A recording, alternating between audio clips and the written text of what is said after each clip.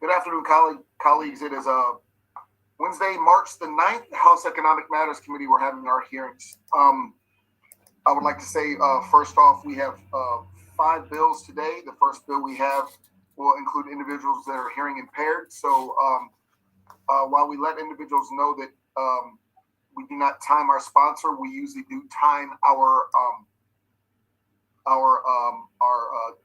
witnesses. It's 2 minutes. However, because these individuals who are hearing impaired need an interpreter, obviously we're going to increase that to at least 3 minutes, give them time to complete what they have to say. And I will ask them, as well as everyone else, to keep your thoughts, concise as you can, and to not be repetitive from other witnesses. We have again 5 bills, starting with Delegate Bhandari, House Bill 1368, Delegate Cox, then House Bill 1204, Delegate Grammer, and then House Bill 984, Delegate Smith. And lastly, we have a very large bill, House Bill 477, Delegate Fennell. And for all those who are listening on Delegate Fennell's bill, please understand that we've had 2 prior similar bills. I know Delegate Fennell's been out of the town, so we delayed this when we've had these hearings prior. Those bills were moved unfavorable, including one from Prince George's County that was very similar. So please be aware that most of the decisions for bills like this have been made. We're, of course, letting everyone have their moment to testify. I know you guys took off time today, but because we've had to delay this bill, the bills, just like it, have already passed unfavorably out of this House. So we will start with Delegate Bhandari, House Bill 1236. Chair Wilson and members of Economic Matters Committee, for the record, I am Delegate Harry Bhandari from District 8, Baltimore County, here to request your support for House Bill 1238, Places of Public Accommodation, Motion Picture House Captioning. They say that politics is a game of addiction. To win, you have to appeal to more people. The same is true in business. More paying customers means more profit. This bill is about addiction. This bill is about bringing audiences back to movie theaters, including thousands of folks who might not normally go. That seems like smart business to me. HB 1238 would require movie theaters to offer open captioning, meaning captions up on the big screen for 2 screenings per movie per week.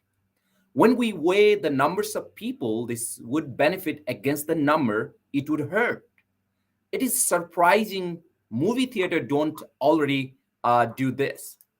Many of the testimonials in support of this bill focus on its impact for deaf and hard of hearing people, a group which has historically been locked out of going to the movies. Some recent developments have made it possible to get closed captions on little handheld devices. These devices must be proactively requested and can be distracting, out of sync, or plagued with technical problems. Just take a moment to imagine that you are at a movies and there is no sound. You have to glance back and forth between the action on a screen and a little device in your lap to follow what everyone is saying. Does that sound like it is worth the price of a ticket? But let's think bigger. Imagine elderly folks who can hear okay, but might easily miss lines that make it hard to follow a conversation. Do you think our seniors will be happy reading captions on little handheld screens? What about parents who want their kids to learn as many new words as possible? Studies show that watching movies with captions can have a direct positive impact on child literacy. What about English learners translating the lines in their head while also trying to learn and improve their one communication? These are all potential customers who would feel a lot more welcome at a screening with open caption. Movie theater owners have been in touch to share their concern with me. We all know that the pandemic devastated the industry. I earnestly believe that this bill can help, not hinder, the recovery. I believe in encouraging more customers to patronize our local businesses. I'm not asking for a blanket mandate.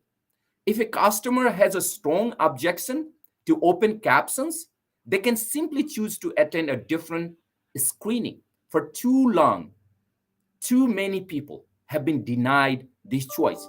Who can say how many ticket sales have been sacrificed? And always, as an elected officer, we have to help vulnerable, and this bill will help those vulnerables among us. In light of all this, I request a favorable report.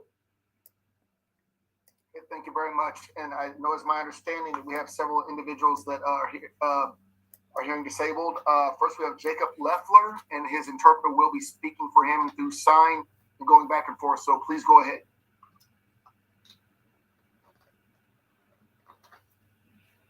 This is the interpreter speaking, who was just signing. I see that the sign language interpreter and the deaf individuals are not spotlighted. Could they please be spotlighted so that they're able to see each other and communicate more effectively? Thank you. And Jacob saying yes, please.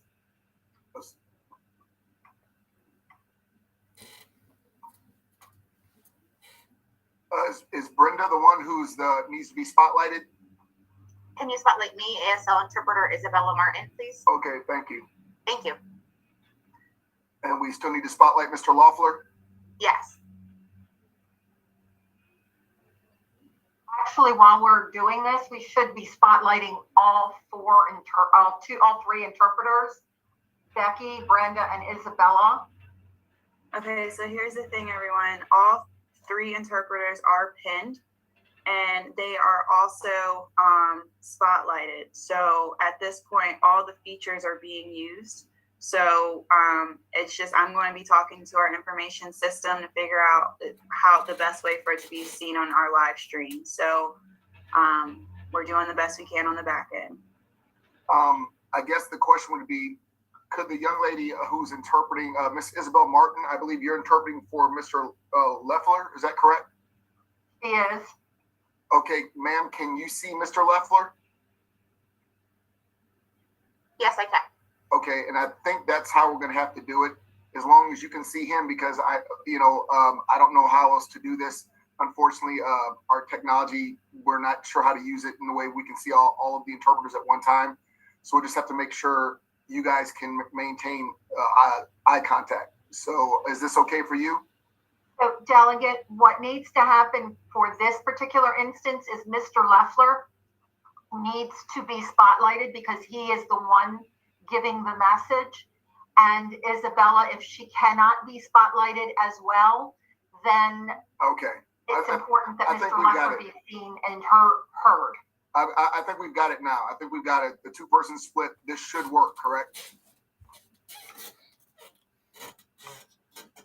Yeah, so right now we have Jacob Leffler. He is spotlighted, as well as Isabella Martin. Both are spotlighted and pinned. So it should, on everyone's screen, show a split screen between the two. Thank you very much. I think we can see the two, and this should work. Is that correct, Ms. Martin?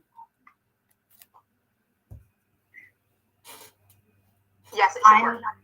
This is Brenda, and I believe that works. I can see both of them, and thank you very much for your patience. No worries. Okay, Jacob, if you want to go ahead, that's fine. Hi, yes, thank you, Chair Wilson and Vice Chair as well. And thank you to the committee for hearing our testimony today. We are going to be speaking on why equitable access and this bill is very important in Maryland. And I'll also give several examples of how open captions can benefit all people, not only deaf and hard of hearing people in the state of Maryland. Open captions also benefit veterans and those who are late deafened or lose their hearing later in life.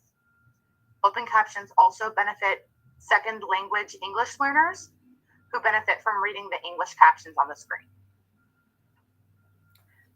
They also benefit children who are learning how to read and write in English as well.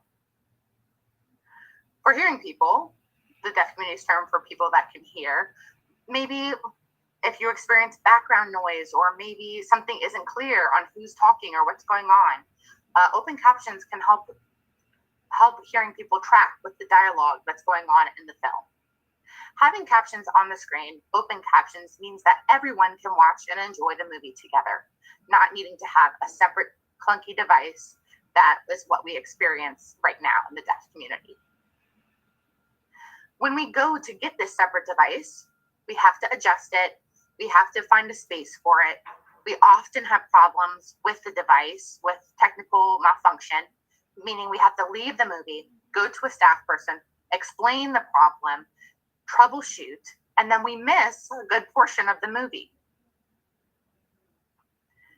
When this happens, we basically have to just pray that there's another device that's available that also works.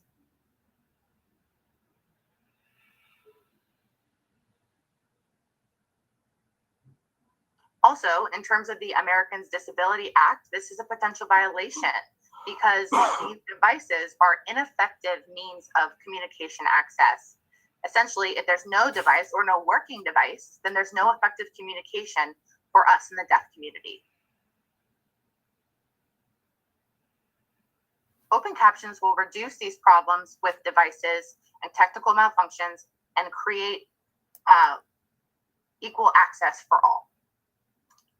Now, some movie theater owners say that having open caption screenings will hurt their business. This is not true at all. We have gathered data that shows that you will sell a good number, an appropriate number of tickets with open captions in the state of Maryland.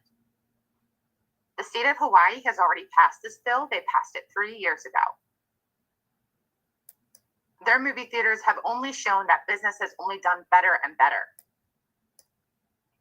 The Maryland Association of the Deaf did reach out to these movie theaters and reached out to the Hawaiian Association of the Deaf.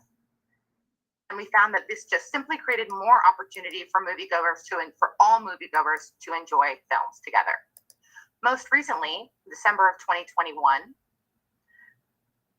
New York City also passed this law. The fiscal note with this bill shows no financial impact on movie theaters. It will simply attract more moviegoers to watch a show at the movie theater. I would love to see the state of Maryland lead in this national effort to pass this bill. It will only increase attraction for moviegoers and people who are unable to enjoy movies with open captions on the screen before. Gallaudet University is right in our backyard. Deaf moviegoers from there will come to Maryland to watch open captions movies. We also have a petition, a nationwide petition for people that support open captions, which is inclusive for deaf, hard of hearing people, people who can hear, and all people. And we have almost 700 people who have signed that petition. This also shows that this is a large community who are wanting this bill to be passed and ratified into law. This is a wonderful opportunity for the state of Maryland to be an excellent example, a wonderful leader for other states in equitable access for all. We do ask for your support in this bill. Thank you. Thank you very much. I see one question from Delegate Impalaria. Yes, Mr. Leffer, would you consider that we should also do it here on this Zoom meeting so that people who are deaf and watching would have the ability to read what we're saying?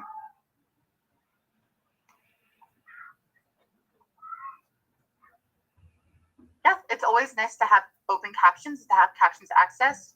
You do need to hire a cart writer, someone who would come and create captions. Fortunately, YouTube does have an automatic caption option, so that's one solution for people who are watching the live stream. Okay, so there's an option right now that works for you with us that you can actually see it. Yeah. Yes. Okay, thank you. Delegate Brooks. Thanks, Mr. Chair. Thanks, Mr. Leffler. Quick question. How difficult is it for the movie theaters to offer open caption? Because right now on my television at home, I can just select and a toggle switch, 2 moves, and then I can get the closed caption. Is it extremely difficult for the theaters to offer this?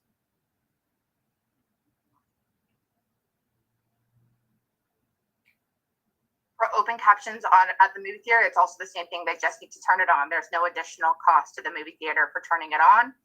It's just, and then also they can save costs on fixing those clunky devices and solving those technical issues. So it's really just a hit a switch, just a switch to turn it on. That's all they have to do. I see. And secondly, Title 3 of the American with Disabilities Act requires public accommodations to offer, some type of auxiliary equipment for people with disability, including movie theaters. So why would this bill not mandate that?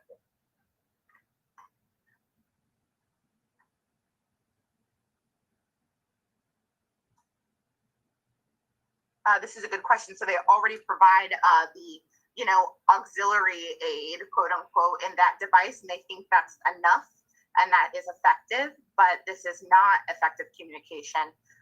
Providing open captions will provide effective and equal communication for all and help benefit more people and allow them to come and provide movie theaters with more business. Okay, I know Delegate Ernst had asked the question, can we do this on this call? Delegate Ernst, hopefully you understand that this is a live call, so we can use a sign language, but until somebody writes the captions out for us, which we cannot do live, I don't believe that we'll be able to have captions during a live call. Okay, but I do have another question. Thank you, Mr. Chair. I'm sorry, I was just reading what you put in the chat. I'm sorry I didn't see your hand, Steve. Go ahead. I just wanted to, when you talk about open captions, is that what we're looking at on our televisions currently?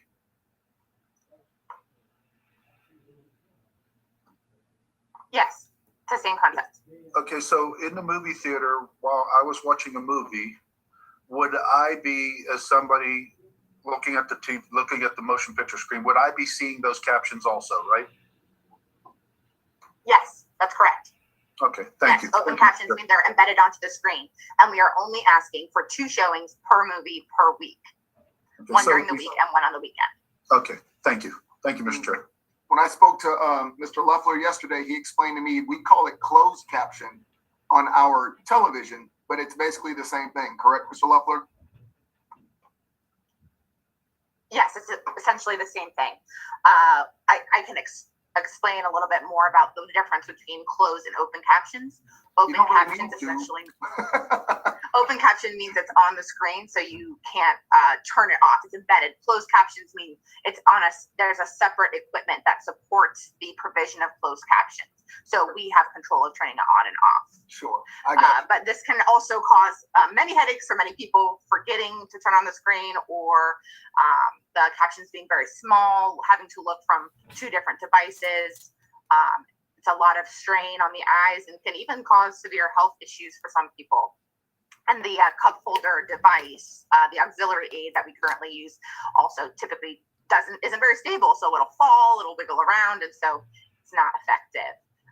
In addition, that device plus the glasses with captions also don't work for children because they're too big and not sized appropriately for deaf children. Okay, Delegate Harrison. Thank you, Mr. Leffler. I appreciate you bringing this bill to us. We're speaking on this as individuals who may not be affected, being hard of hearing. We're not always, I guess, as sensitive just because we don't know. So I appreciate you bringing this to us and allowing us to have the ability to talk about this so that we can try to make all access fair and equitable to all people. So isn't that so? Yes. Okay, Delegate Harrison, thank you. Mr. Leffler, thank you very much. Again, it was a pleasure talking with you yesterday. You did a phenomenal job, and you actually listened to what we discussed yesterday. So thank you very much. Yes, yes, I did. Mr. Chair, quickly, could I take a point of privilege? Yeah, Mr. Leffler is from my district, District 10. So thanks. Okay, sir. Thank you. Okay, yes, thank you for the opportunity. We're going to try this again. I believe we have to with our next witnesses is Roy Fernandez. And we need to find out who his interpreter is. It will be Becky F, interpreter, if you can spotlight and pin her.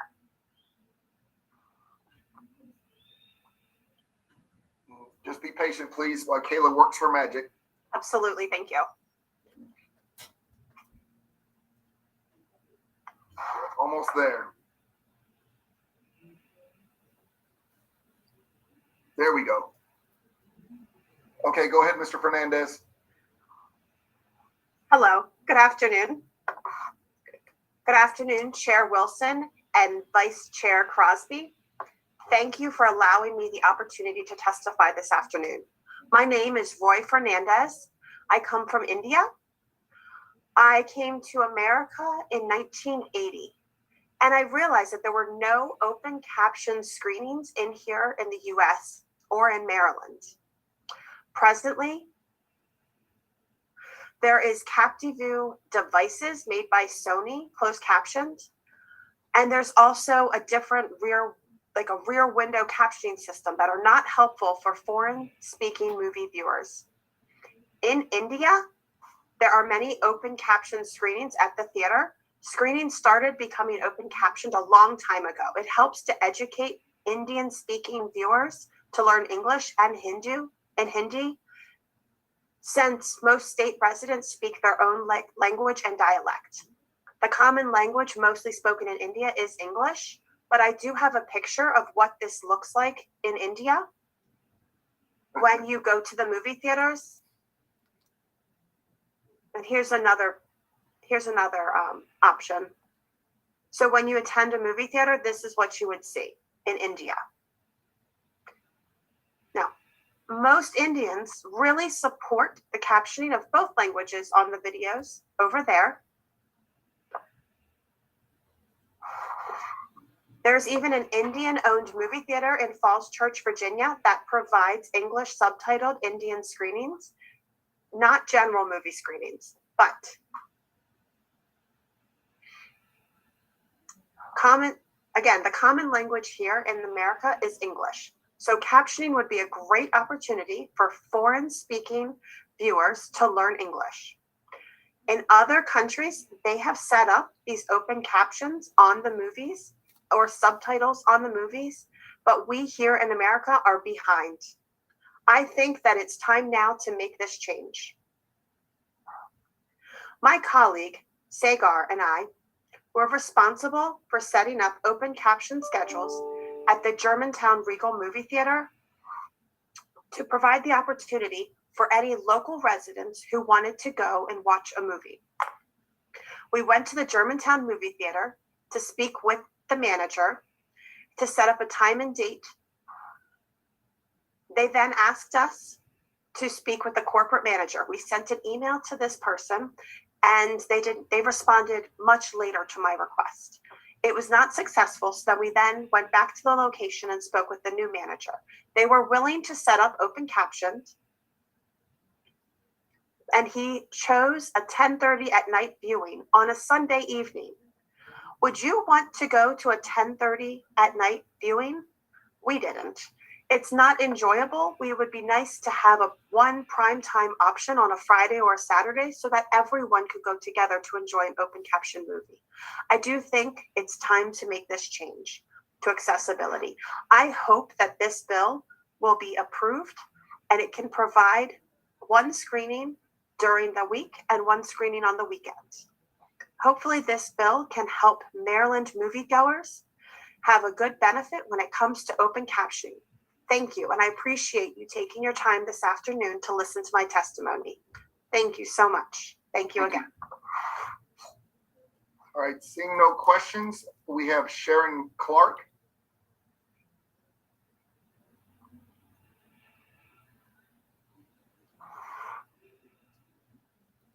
And who is his interpreter, ma'am? You can keep Becky. You can keep the same interpreter. We're just looking for Sharon. So you could pin this the same interpreter. I'm here, but I don't see oh, there I am. I signed, but I'll allow the interpreter to sign for me today. I don't see should I be seeing myself? You will in a minute, ma'am. Okay. you about 2 minutes, ma'am. Okay, good afternoon, committee. I'm really happy to be here with you today. We are here today to discuss in a really important matter. Of Bill 1238 has the ability to impact so many people's lives, the least of which is this child sitting next to me today, my daughter. Can't see her yet. I do believe that having open captionings at movies will be giving other people true equality. True equality will not exist, in my opinion, until all movies every day, all day, will be the same for all people. We will all be given the same things, equal access to language that is fair and just and guaranteed under the 14th Amendment. I'm going to hand it over really quickly to this daughter sitting over here. Go ahead, young lady. My best friend. Hi, my name is Sarah Clark. A few years ago, my mom and my best friend and myself, well, and her mom too, we were trying to go to the movies. And, you know, the website said that this movie here would, you know, it was a children's movie and we wanted to go see it. And it said it would have open captions. And then when we arrived, they told us that there was a mistake on the website and that we couldn't see the movie and we couldn't see it with the open captions. And so my mom talked with the person who worked there and, you know, I mean, it was like an hour discussion and we found out that there was a person that had a key that unlocked this magic closet with all these devices in it, but that person wasn't there at that time, and that person wasn't there that day. And so after going back and forth, they wanted to give us this like closed caption device, like he just said. It's like these glasses that we have to wear. And my friend's also deaf, and so they said we basically, I mean, it was just terrible. It was awful. Like we couldn't use them. They didn't work well. There was one person who had one key to one closet. They didn't know how to do it. And it didn't really make sense. It made me upset. I wanted to watch a movie with my mom and my friends, and we weren't able to get the device, and they couldn't get the device. And my friend, you know, the technology was huge. It was way too big for me. And so our families couldn't go to the movies together. It was supposed to be special family time, you know, go out to a movie with friends. It's fun. And so if we had open captions, then I could do that. I just felt sad, like depressed. It was not fun. We know. Mom, am I done? Mom. One second. We know that status quo are just. And she said, okay, we know that. Oh, she said, we know that the status quo is unjust.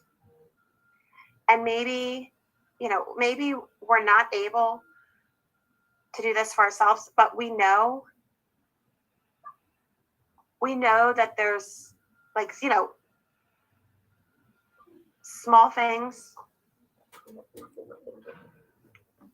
you know, there's small things that we're given, and, you know, it's just not acceptable for daughters, sons, nieces, nephews, grandsons, whatever. It's just not acceptable. And it's not acceptable for us to not have access. She did a wonderful job. Yeah. Very proud of her. She should be very proud of herself. She did an amazing job. Her mother should be very proud as well. Committee, can I just say one more thing? I am so sorry. I just want to touch on really fast that open captionings helps so many more people than just people who are deaf. Anyone whose language is not, whose first language is not English. And I know that we're going to do better for our children and our children's children. And thank you very much for hearing us today. Thank you very much, ma'am. Thank you very much, little lady. You guys did a great job. Next, we have John Cromwell.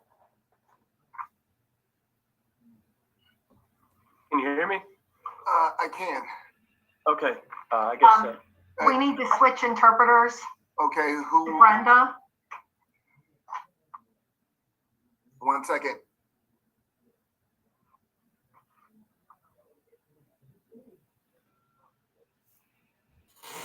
There we go. Okay.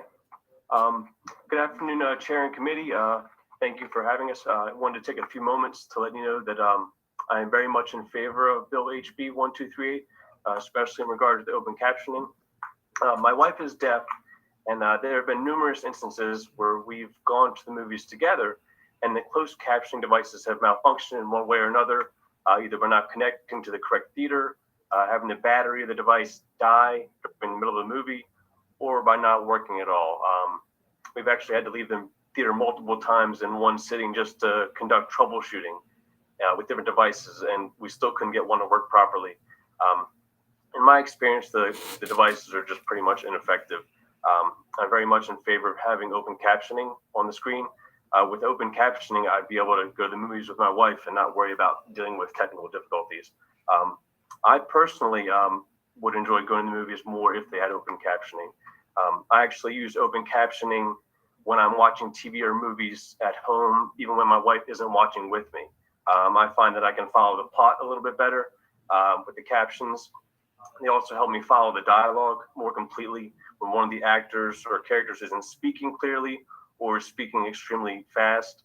The captions are also very helpful when there's a lot of background noise or sound effects that sometimes make it difficult to hear some of the conversations. I actually couldn't go back to watching TV without the captions. I wouldn't enjoy movies or TV as much. So thank you for your time. Thank you very much, sir. Seeing no questions, we have two unfavorables. This is for the interpreters. We have two unfavorable individuals that are going to testify against this bill. Who would like to be the ones to sign to interpret for them, for those that are, you're going to do it, Brenda? Outstanding. So we now have Jenna Masani.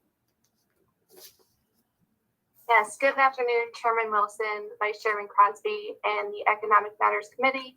My name is Jenna Mazzoni, and I am an employee at Cornerstone Government Affairs. I am here today representing Mid-Atlantic National Association of Theater Owners and testifying to request an unfavorable report of House Bill 1238. There are several reasons why Mid-Atlantic NATO is opposed to this bill, but one of the crucial points is that there's already a federal ruling in place that addresses concerns with this bill.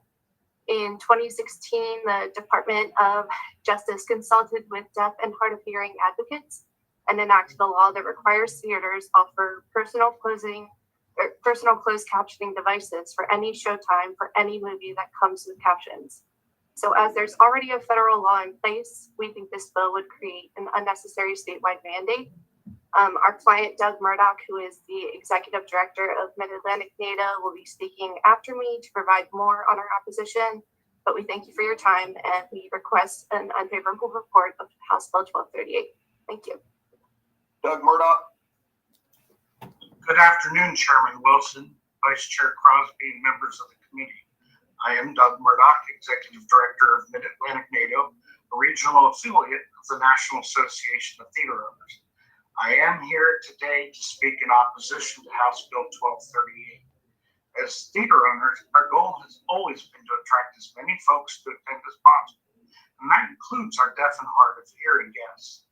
As stated by Jenna and others, and outlined in our written testimony, federal law already requires all movie theaters to have personal captioning devices so that anyone desiring closed captioning can go to any movie on any day at any showtime. The devices are available free of charge. In addition to offering the devices, our theaters already have been voluntarily showing movies in open caption. The difference is that closed captioning on devices is available all the time for just the individual user to see. While open captioning on the movie screen is for the entire audience to see, whether they want to see it or not. And may I add, open captioning is not done by a flip of a switch. It's actually a different copy of the film with the captions embedded. Unfortunately, this legislation's one-size-fits-all approach to the number of open caption shows simply would not reflect the marketplace. As written, this bill would affect 48 movie theater locations in the state, and we estimate this would yield over 53,000 open caption showtimes per year, just in the state of Maryland, and well beyond any demand. I thank you for allowing us to testify, and we'd be happy to answer any questions you may have. Great, Doug. I have a few questions. I see there's a few hands up. I guess you guys were quoting the federal law, and I think we've heard, hopefully you heard it too, the testimony, as I've heard, I have a lot of family that are deaf, so I've heard this repeatedly throughout their lifetimes, is that the equipment doesn't work. Obviously, anything that's handled by a multitude of people in a given day or a given week or month becomes broken, that's one of the most common issues that people have had, is that the equipment itself doesn't work.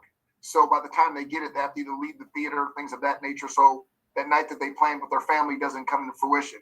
What is your response to that, sir? We've checked with our theaters all across the country, and we're just not hearing that kind of feedback. Most of the major companies, the bigger circuits, they all have online ability to, voice complaints. They're tracking the responses, and they just aren't there. In any given week, there are some theaters that have a lot more use than others, and when the individuals return the devices, they're going back to them, and they have the ability right then to say if it worked or not. We're just not hearing that kind of feedback. And secondly, these are handheld devices, correct? They're not handheld. They are attached to either a seat next to you where the cup holder would go. You put the unit in there. There's an arm that bends out. They come in various sizes so that the folks that are going to watch, if it's a child or an adult, would have a bigger arm. So then you put the device at your level of comfort. There also is some theaters that offer glasses that you can wear that would have the words projected in them. Yeah. I'm just saying, because from also the testimony was that it's not only inconvenient, but very difficult to pay attention to a movie when you have to keep looking down at the screen and looking back up to see the action, down at the screen, up to the action. The user can adjust them, and they can be put right there, just similar. If I were to put my cell phone up or whatever, I can put it where it's convenient to me. And lastly, is there a cost differential between the movies that, like you said, it wasn't a button, so clearly it has to be a different movie. So you're saying that these movies do come out without open caption? So the movies come out in various formats, whether it's 3D, 2D, stereo, etc. Right. And captioning is offered as one of the options. Right. So they just have to download the copy. The theaters actually pay for the movies by sharing the ticket sales with the film distributor. Right. So it's no more expensive for you to pay for this movie than it would be the movie without open caption, correct? There is no cost out. It's just in the difference in sales at the box office. Okay. Delegate Valderrama, your hand is up. Yes, thank you, Mr. Chairman. I'm kind of piggybacking on the chairman. He kind of took a part of my inquiry here, Mr. Murdoch. But it's my understanding you made a statement that you're not hearing it from whomever you're not hearing it from, but we're hearing it here. And it's my assumption that you may not hear it directly from constituents per se, as your organization is large, I assume. But with that said, you mentioned something about, I'm sorry, it's my understanding that this bill would only implement, if passed, like once on a weekend or twice during the week or whatever it is. It's very limited. So while I'm not deaf, I serve in the minority as a woman of color. So the deaf community, they're the minority. And why couldn't it that the movie theaters just advertise, I think it was said that they advertise these types of open captions limited time, but for those of us who do have our hearing or, don't need necessarily the open captioning, why couldn't we just let this bill move? And then those people who are in the majority, they know that it's open caption. And if it bothers them that much, then they don't need to come to those viewings. There are other viewings, let's say. Isn't that so? Wouldn't you agree? As I mentioned, the theaters are doing it voluntarily where there's been a market for it. There's certain theaters that have it more frequently than others. This past weekend, because of the big attention on the new movie, The Batman, I went online myself and I found over 80 shows this week in the state of Maryland. Those are happening voluntarily. So we just don't believe in a statewide mandate that would affect so many different theaters that may not have that audience, where we know that in the long run, it may affect our attendance. Okay, I would disagree, but thank you very much, Mr. Chairman. thank you. Delegate Pippy. You say Delegate Pippy? I did say Delegate Pippy. Oh, wonderful. Sorry, you broke up. This Wi-Fi in this building. It's amazing. He is amazing.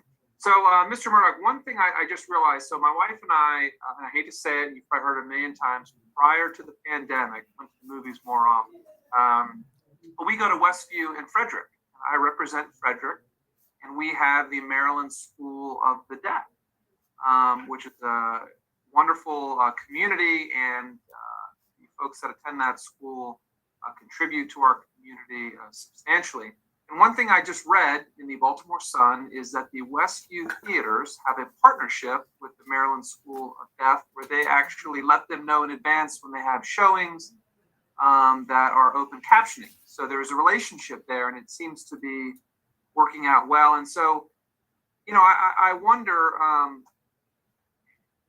back to your point about there were 80 showings for the Batman and such. I mean, there are movie theaters in the state that are working with the deaf community. I mean, is that fair to say? Because I would imagine as a movie theater, you want to literally get everyone in the doors that you can to come to your facility, and B, it's also a good look. I mean, if you have a large public facility, you want to be accessible to as many people as possible. And so I can't imagine the movie theater industry would do anything that would not attract as many people as possible.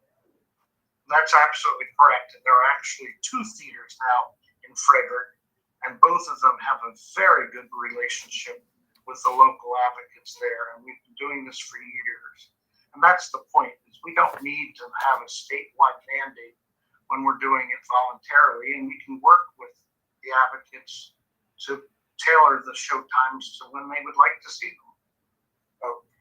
And then the last very brief question is, you had mentioned that in order to have open captioning, it is embedded in the film. So for example, even if you wanted to accommodate as many individuals as possible, such as the deaf community, if you embed the captioning in a film and then people, let's say, choose not to see a film with open captioning, does that also turn other customers away? And look, everyone knows the theater industry has just been devastated in the last 2 years, but if you could answer that, does open captioning or other customers turn individuals away for those shows? That's exactly what we've seen through the years, where we have tried this. If there's a reaction from those that don't desire it, a lot of times they'll say turn it off, and we can't. Once it starts, it's on there. Well, thank you, and I appreciate the relationship with at least our deaf community here in Frederick. Thank you. Thank you. Okay, I believe that we need to give our interpreter a break for interpreter Isabella. And I know we have 2 more questions, 2 more hands. So let's unpin Brenda and pin Isabella. There we go. We're back up. Vice Chair Crosby. Thank you, Mr. Chair. Mr. Murdoch, quickly, Hawaii enacted this. Is there any evidence of an economic decline in that state after this bill was enacted there?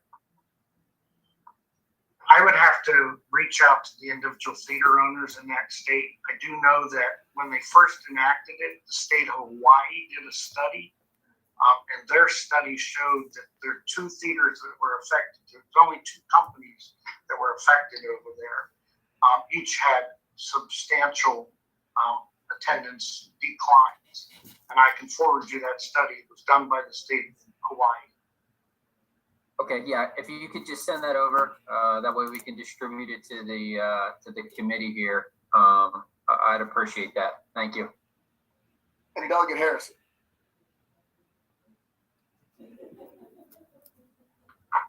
Sorry, I had to find my cursor. Mr. Murdoch, on page 2 of the bill, lines 23 through 29, basically it states that there would be at least 2 motion picture houses in the state, and they would provide 1 screening during the week, 1 screening during the weekend. So from Western Maryland, Garrett County, to Eastern Maryland, to Southern Maryland, you believe that it would be a problem for 2 movie houses in the entire state to offer this, and for each one to have one screening during the week and 1 screening during the weekend. So you believe, your industry, I should say, believes that this is a problem in the state of Maryland. This would be a problem in the state of Maryland. 2 movie houses in the entire state, 2 showings per week. Thank you for the question. Actually, I have the bill in front of me, and the way that we interpret it is if the theaters are owned by an owner that has at least 2 locations in the state. So in other words, if, just for the case of argument, AMC Theaters has a dozen locations in the state, they would be included by this bill. Horizon Cinemas has 5 locations. They would have to have it in all 5 of their locations.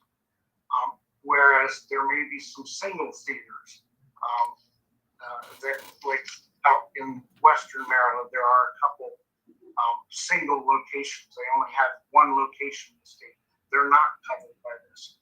So out of Maryland's 61 locations, 48 of them are owned by somebody that has at least 2 in the state. And so they would all have to have it. It equates to about 517 screens right now that would have to comply.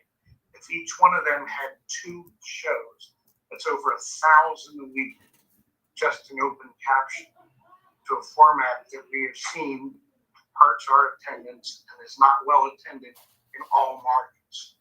So, for instance, we were talking about, Frederick. Warehouse Cinemas has 2 locations. They would have to comply with the rule. Whereas another theater in another market within the state would only have 1 location. They would not have to comply. So, but you also said that many of them are voluntarily doing this. So you still think that it would be a hindrance? If we can respond to the marketplace, we can help provide where it's needed versus where it's not needed. A mandate changes that whole environment.